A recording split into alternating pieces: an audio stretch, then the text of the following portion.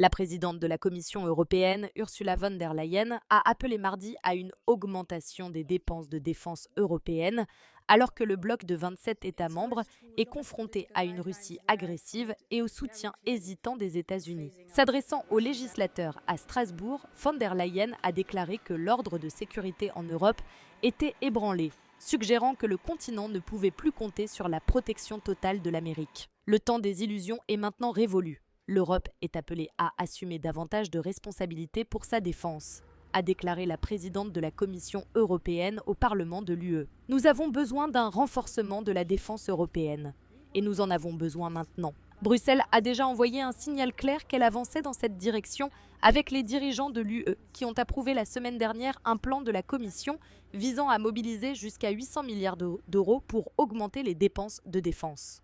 Le plan de défense propose de fournir aux membres des prêts garantis par l'UE allant jusqu'à 150 milliards d'euros et facilite les règles fiscales pour permettre aux États de dépenser beaucoup plus. Les gouvernements européens sont sous pression pour renforcer la défense après que le président américain Donald Trump a remis en question si les États-Unis, garants de la sécurité de l'Europe depuis la Seconde Guerre mondiale, devaient continuer à jouer leur rôle central dans l'OTAN. Le mouvement de Trump de la part des partenaires transatlantiques des États-Unis intervient alors qu'il cherche un rapprochement avec la Russie pour mettre fin à la guerre en Ukraine, suscitant la crainte que Kiev puisse être contraint d'accepter un accord défavorable. Déclarant que le président russe Vladimir Poutine n'est pas digne de confiance, mais qu'il doit seulement être contenu, von der Leyen a souligné que le Kremlin dépense plus pour son armée que toute l'Europe réunie. Nous souhaitons tous pouvoir vivre en des temps plus pacifiques.